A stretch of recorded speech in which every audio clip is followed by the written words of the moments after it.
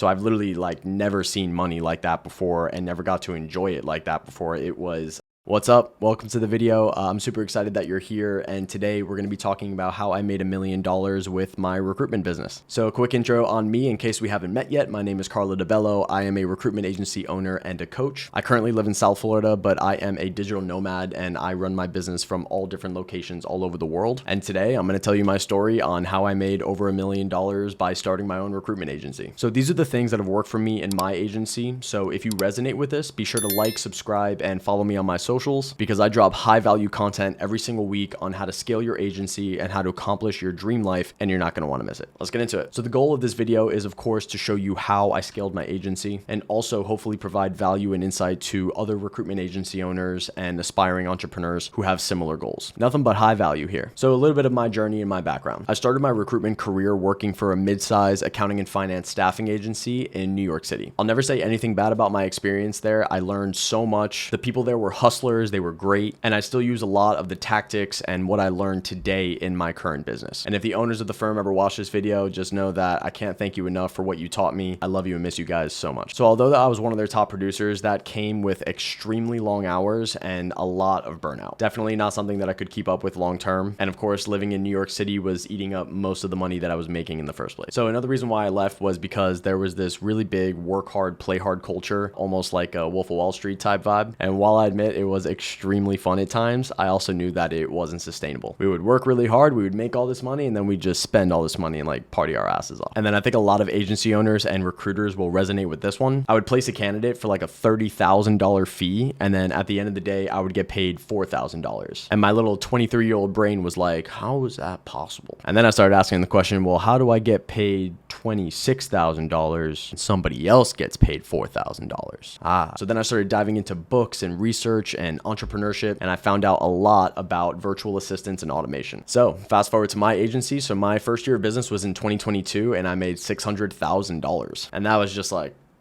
so at my previous agency, I was working way harder than where I was at the end of 2022, and I was only making like $100,000 at the agency. So I've literally like never seen money like that before and never got to enjoy it like that before. It was unbelievable. So now our agency is on track to be doing 7 figures a year. I currently work less than 20 hours a week, and I get to use those extra hours to focus on my passions. I love training jiu-jitsu. I love traveling and being in all different types of cultures. And of course, I love spending time with my loved ones. And I did all of this using a process that I built called the recruitment automation process. If you're an agency owner and you want to find out more about that, be sure to send me a DM on Instagram and I'll send you some more info.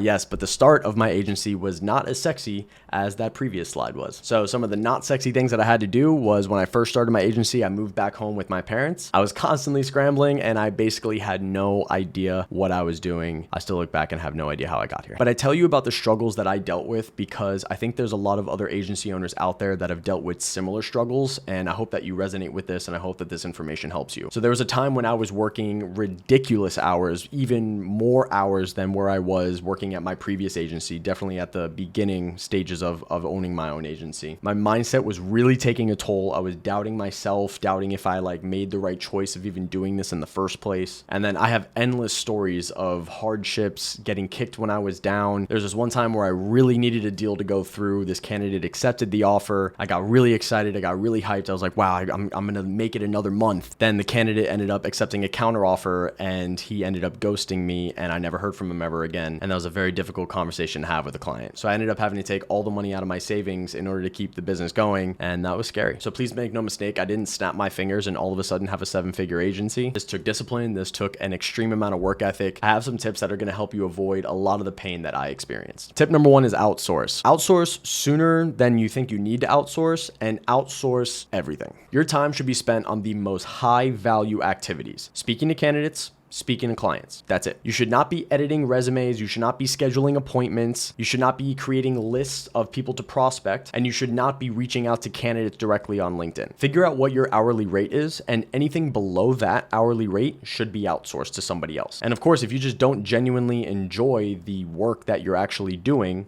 you should outsource that too. 80% done by someone else is 100% awesome. Shout out to Dan Martell and Buy Back Your Time for that quote. Highly recommend. Great book. You can find amazing, incredible, excellent remote talent for a fraction of a US person overseas by using one of these resources. Upwork is a great freelancer resource. Fiverr is another great one. They have excellent talent there for super affordable rates. You could bring someone on full-time, part-time, and it can literally be somebody who's an expert in doing what you don't want to do. I also have my own agency called My Remote Hire, where we actually train and hire and help you onboard virtual assistants into your business. We market ourselves to recruitment agency owners, but we also help a ton of other business owners as well. So if you want to learn more about how you can outsource a lot of your processes or what could be outsourced, there'll be a link down below to My Remote Hire. Technology is your best friend. There are so many time-saving tools. We have Calendly. Calendly is the best appointment setting software that I've used. Slack is excellent for internal team communication and sharing documents or voice memos. And also you could use it to communicate with clients as well. Loom is excellent because you can record your screen and also record your face at the same time.